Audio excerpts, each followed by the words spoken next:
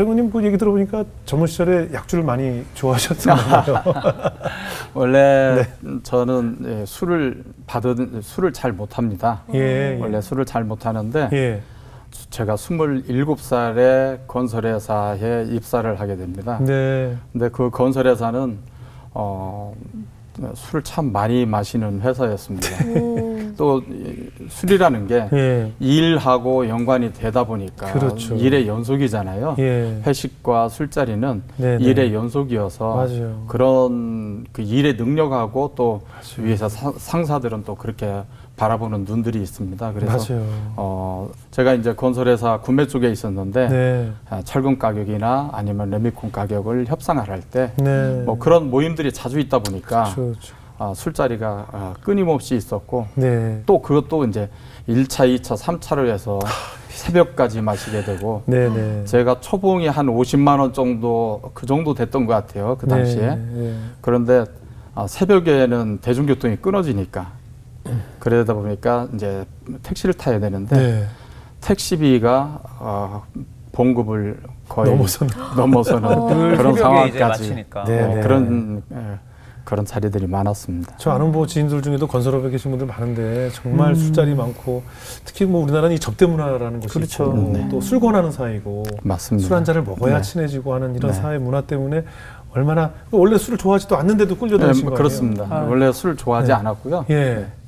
그러니까 얼마나 더 힘드셨겠어요. 근데 술을 안 좋아했는데 이제 술이 느신 거죠, 그러면? 술이 늘었죠. 왜 그러냐면 회식에서 이렇게 술 하면 처음에는 토하고 다시 들어가고 토하고 다시 들어가고 그런 것들을 반복하다 보니까 이제 술이 좀 늘고 또 어느 순간에는 또 제가 그걸 즐기고 있었고 그랬었습니다. 그렇죠. 아무래도 뭐 건설업이 그 술 마신 양이 수주를 결정한다 뭐 이런 얘기까지 있을 정도로 잘하시네요. 그런 얘기까지 있더라고요. 맞습니다. 아우 그런데 그러면 그러다가 어떤 시련을 맞게 된 거예요? 제가 39에 제 나이 39에 위암 진단을 받습니다. 그렇게 젊은 나이에요? 네. 그래서 위 3분의 1을 절제를 했습니다. 39이면 사실 너무 젊은 나이인데 그때는 또 이렇게 자녀들도 어리고 그러셨을 거 아니에요, 그죠? 맞습니다. 그래서 그것도 저는 지금 하나님의 만지심이라고 생각을 하고 있는데 아내 지인 중에 병원 개업을 하시는 분이 계셨어요. 그래서 그 내시경 검사를 해야 되는 그런 상황이 있었습니다. 그런데 그 내시경 검사를 마치고 거기서 이상소견이 나와서 큰 병원을 가봐야 되겠다고 해가지고 큰 병원에 갔더니 거기서 위암 진단을 받고 절제 수술을 했습니다. 일단 충격이 너무 크셨을 것 같아요, 그죠? 그렇죠. 그때는 신앙이 있으셨어요? 어떠셨어요? 신앙은 저는 이제 어려서부터 동네에 교회가 있어서 저는 신앙을 그때 이제 놀면서 친구들하고 놀면서 신앙을 가졌고 또 그리고 중고등부 때는 형님이 이제 신학대학에 그때 다니고 계셨기 때문에 형 친구분들하고 이렇게 어울리면서 성경 공부도 하고 그러면서 신앙을 가졌는데 그때는 인격적으로 하나님을 만나지는 못했습니다. 그때는 만나지를 못했는데 아내는 또 신앙적으로는 천주교입니다. 그리고 저는 이제 기독교고 그러니까 결혼하면서까지도 신앙적인 얘기들을 나누기가 좀 어려웠고요. 그러다 보니까 39까지 결혼하고 39까지 교회를 이제 등한시 오게 되는 그랬었습니다. 그래도 이제 발병을 했고 위암 진단을 받았으니까 간절해지잖아요. 그렇습니다. 뭐 하나님께 매달려야 되는 순간이 왔는데. 이제 발병하고 아내한테 부탁을 했습니다. 교회 한 번만 가달라고.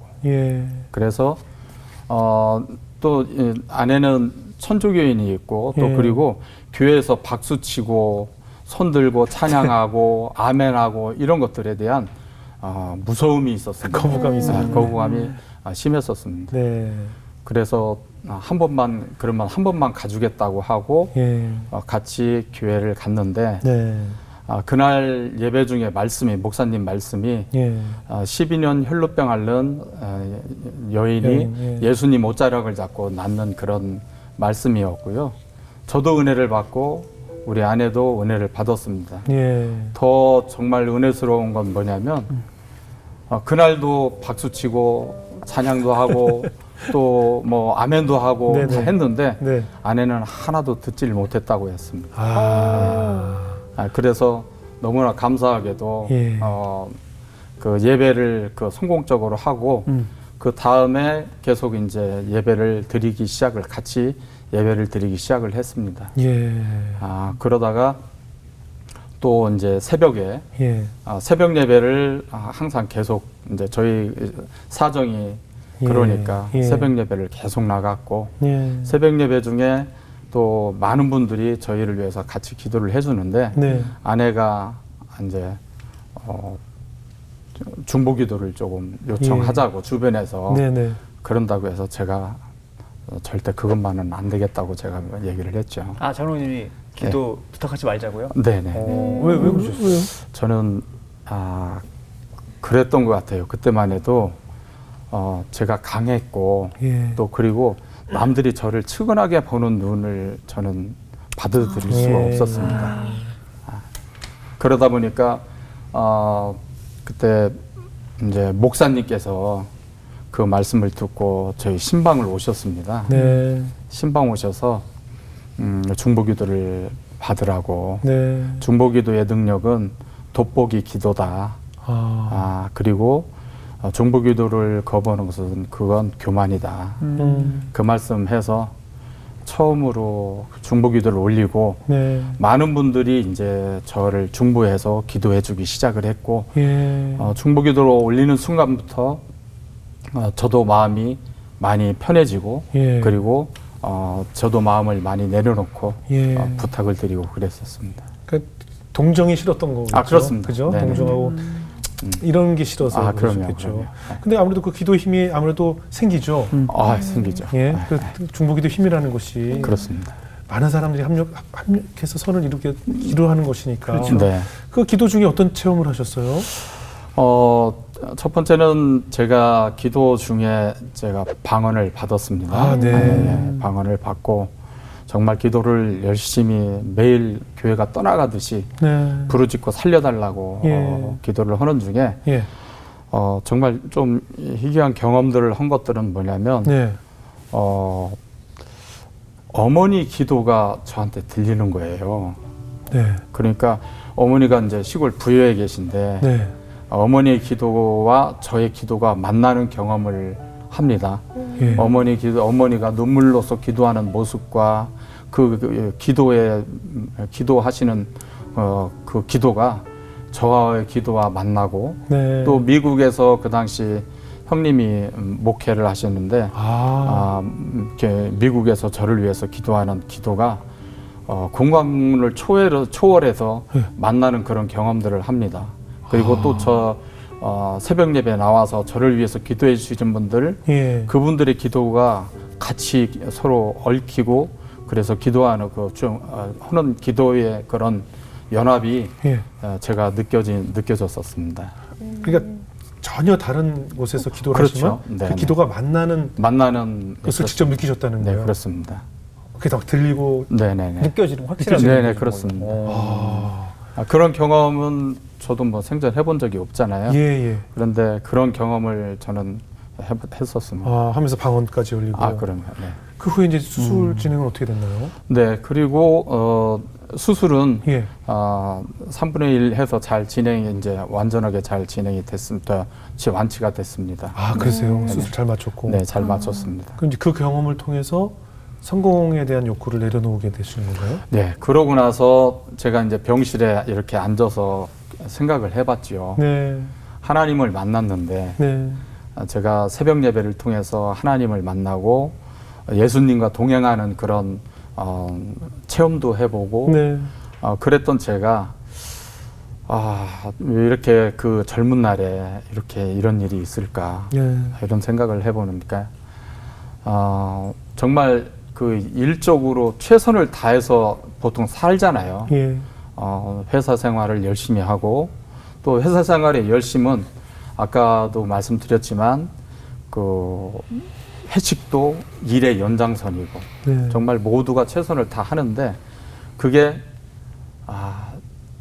제가 처와 자식을 위해서 그 일들을 하고 견뎌내고 한다고 생각을 하면서 그런 일들을 살았는데 병실에서 앉아서 생각을 해보니까 그게 제 성공욕인 거예요.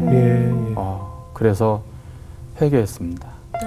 그게 정말 아내와 자식을 위해서, 내 가족을 위해서 산다고 했던 부분들이 그게 아니고 저의 욕구, 성공욕 뭐 이런 것들이 훨씬 커 보이는 것들을 그 하나님이 주시는 마음이 그 성공욕이었다라는 것을 그런 마음을 주셨어요. 그렇게 하나님을 만나시게 되고 나서 사람이 완전히 이렇게 달라졌을 것 같은데 어떠셨을까요? 달라졌죠. 달라지긴 했는데 정말 좀 부끄러운데 이게 그러니까 신앙심은 훨씬 깊어졌습니다. 그리고 정말 열심히 신앙생활도 하려고 했고요. 그런데 이게 현실은 또 현실인 게 어떤 부분이 오냐면 성공욕이었다는 것을 인정하면서도 아까도 많은 사람들한테 제 상황을 알리지 않고 들어갔다고 했잖아요. 그렇게 해서 나오니까 관계들은 계속되어지는 거예요. 그분들하고의 관계들, 그분들하고의 만남 시간들, 또 약속 시간들, 뭐 저녁, 또 술자리. 그런데 이제 제가 술을 할 수 없는 상황이었기 때문에 술은 절제를 했지만 그분들하고의 그 약속과 그 관계들을 맺기 위해서는 어쩔 수가 없었어요. 왜 그러냐면 그분들하고 그동안 쭉 관계를 맺어왔던 분들이 많았잖아요. 그런데 그분들에게 관계를 내려놓으면 왠지 인생이 수직으로 떨어질 것 같은 불안감, 두려움 이런 게 제 안에 자리 잡고 있었던 것 같아요. 그래요. 저 지금 건설업 하는 후배도 제일 큰 고민이 이제 주말에 주로 골프를 나가는 거예요. 주로 이제 주일날 골프 약속들이 많잖아요. 맞습니다. 그럼 이제 마음은 교회지만 현실이 맞습니다. 어쩔 수가 없다. 이제 그 외에는 그래서 하다가 이제 교회 지금 몇 년째 못 나오고 있는 후배가 있거든요. 저도 그랬습니다. 저도 왜 그러냐면 하나님을 만났지만 이게 이제 자리를 술자리들이 많아지고 그러니까 제가 의지를 결정할 수 있는 자리라고 하면 자연스럽게 운동으로 골프로 이렇게 틀어서 저희 만남을 갖는데 그렇게 갔다 보면 한 달이 4주잖아요. 토요일 날 4번밖에 안 되잖아요. 그런데 만나는 사람들이 많으려고 하면 결국엔 주일을 뛸 수밖에 없습니다. 맞아요. 그리고 그 주일이 그 인원이 많아지면 만남의 횟수가 많아지면 2달, 3달의 약속들을 미리 쭉 잡는데 그러면 토요일은 운동을 하고 주일은 예배드리고 운동하러 바로 가고 그런 생활들을 하다 보니까 점점 썬데이 크리스찬이라는 소리가 그게 무슨 얘기인지를 알겠다는 생각을 하나님을 만났음에도 불구하고 그런 현실적인 어려움들을 제가 그 자리에 서 있었던 것을 제가 발견하게 됩니다. 점점 무뎌지게 되죠. 그렇습니다. 맞습니다. 아니 빨리 골프 가야 되는데 아침 예배를 드리면 저 목소리 소리가 길어 빨리 차 막히는데 마음이 저기가 있잖아요. 지금 맞습니다. 오늘 만나서 뭐 해야 되고 저번 모시고 불만도 생기고 저번 태워서 가야 되는데 뭐 오늘 경부고속도로 막힐 텐데 뭐 이런 생각 때문에 무슨 예배가 되겠어요, 그렇잖아요. 또 그러면서 예배도 예배지만 주말에 가족들이랑 시간도 더 못 보내죠. 그러니까요. 제가 아까 얘기한 후배 보면 이렇게 스케줄표 보면 토일은 시커멓게 스케줄이 벌써 몇 달치가 다 잡혀 있더라고요. 그래서 가족들한테는 미안하니까 지금까지도 항상 저는 돈 따오는 걸로 알고 있습니다. 100% 다 항상 따오는 걸로. 그래서 저녁에 무조건 가족을 위해서 돈 따와서 가족 식사. 그래도 편하게 따와도 되는 자리인가 보네요. 보통은 뭐 잃어주기도 하고 뭐 아니요. 따서 딴 게 아니고 그렇게 한 거죠, 가족들한테. 따왔다고 하고. 따왔다고? 뻥으로? 그러니까 이렇게 내가 그냥 놀다 온 게 아니야 이렇게. 아이고. 그러다 하나님께서 또 어떤 시험을 주시던가요? 그런데 제가 오늘 이 방송을요, 아까 그 제가 얘기한 후배 꼭 보게 할 거예요, 제가. 진짜. 그래야 되겠네요. 그 후배 꼭 보게 할 거예요. 네. 그런데 이제 그렇게 했는데 그렇게 해서 이제 두 번째 시련이 저한테 찾아옵니다. 저는 이제 젊어서 운동을 참 저 지금도 운동을 좋아하는데 젊어서 운동을 참 좋아했어요. 그래서 제가 그 당시 30대 초반부터 줄곧 수영을 했었습니다. 그리고 이제 전국 아마추어 수영 대회도 나갈 정도로 그렇게 수영을 줄곧 했었는데 그날도 저녁 새벽 한 2시 정도에 제가 집에 복귀를 했고 집에 들어와서 귀가요? 복귀를 그렇군요. 나가 있는 시간이 오래되다 보니까 복귀 차원으로 가야 돼요. 그렇죠. 새벽에 이제 귀가를 해서 그날도 5시 정도에 제가 일어나야 이제 5시에 일어나서 6시에 수영장이 새벽 수영을 했으니까요. 그렇게 늦게 와도 일찍 갔다 가세요? 항상 왜냐면 대회를 앞두고는 대회를 앞두고는 한 2달 전 정도부터 계속 뭐 운동을 많이 하거든요. 그러니까 새벽 그 5시에 일어나서 6시에 수영장을 갔는데 고급반이니까 수영들이 이제 한번 들어가면 한 50분에 40바퀴, 50바퀴, 60바퀴 돌거든요. 그러면 발에 땅을 닿지 않고 그냥 계속 도는데 그날 제가 수영을 배영을 하다가 백턴을 하다가 머리에 바닥에 이제 피곤해서 그랬는지 턴이 좀 커졌는가 봐요. 그래서 바닥에 머리를 찝니다. 그런데 목이 뜨끈한 그런 감각을 느끼면서 순간 전신 마비가 됐었습니다. 물속에서 전신 마비가 됐었습니다. 그럼 뭐 누가 꺼내줬어요? 어떻게?